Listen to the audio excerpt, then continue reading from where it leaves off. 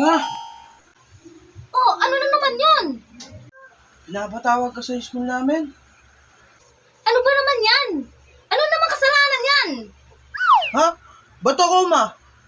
Ikaw may kasalanan. Kasi ikaw yung pinapatawag sa school namin. Nanggigigil talaga ako sa yung bata ka. Nakakagigil ka. O sige, magbihis ka. Punta tayo sa school nyo. A few moments later. Ano? Dito ba yung school nyo? Oo, ma. Ayan nga. Ma'am, ano po problema natin? Ay, madam, nandito po pala kayo. Aba, malamang. Pinatawag niyo ko eh. Anong ginawa ko kasalanan sa inyo, ma'am? Eh, naglilinis lang ako sa bahay namin. Tapos pinapatawag niyo ako ng ganito.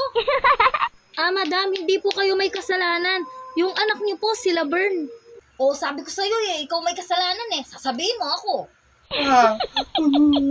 Ikaw ang pinapatawag eh.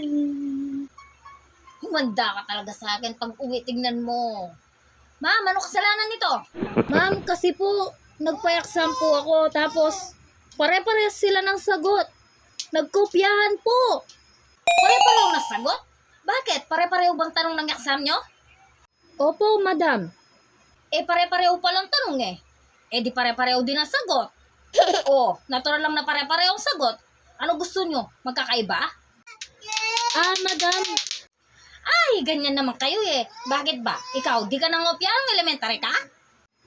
Nangopya po. Oh, nangopya ka rin pala eh, ma'am. Mag-usap tayo. Irereklamo kita sa principal.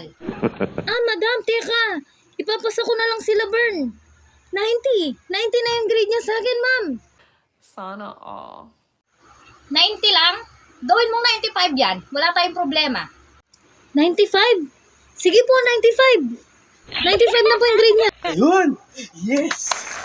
Oh, pasado ka na. Uwi. Yes. Pasado na ako. Bye, ma'am.